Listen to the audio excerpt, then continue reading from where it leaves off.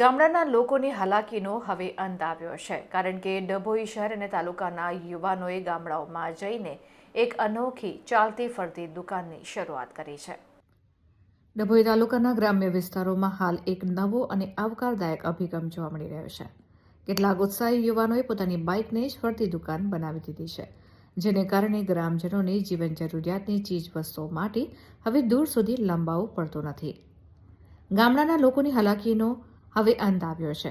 સામાન્ય રીતે ડભોઈ તાલુકાના અંતરિયાળ ગામડાઓમાં રહેતા લોકોને નાની મોટી ચીજ વસ્તુઓ, કરિયાણું કે અન્ય જીવન જરૂરિયાતનો સામાન લેવા માટે તાલુકા મથકે આવવા મોટા બજારો સુધી જવું પડતું હતું.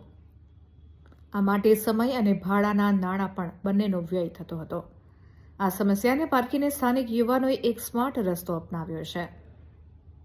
આ યુવાનો પોતાની બાઇક પર ખાસ પ્રકારના કેરિયર અથવા તો ઠેલા ગોઠવીને રસોડામાં વપરાતી તમામ નાની મોટી વસ્તુઓ, પ્રસાધનો અને કટલરીની આઇટમ્સ, પેકેટ ફૂડ તથા નાસ્તાઓ, દૈનિક વપરાશની અન્ય ચીજ વસ્તુઓ, આ તમામ સામાન લઈને ગલીએ ગલીએ ફરે છે.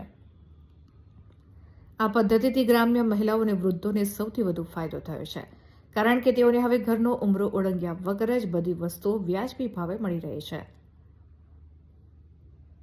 બજારમાં જઈને દુકાન ભાડે રાખવી કે મોટું રોકાણ કરવું દરેક માટે શક્ય નથી. તેના બદલે બાઇક પર ગામડે ગામડે જઈને સામાન વેચવાથી સારો નફો પણ મળે છે અને ગ્રાહકો સાથે સીધો સંપર્ક પણ વધે છે, તેમ એક યુવાને જણાવ્યું હતું. ડભોઈના યુવાનોની મહેનત અને સૂઝબૂછ ખરેખર પ્રશંસનીય છે.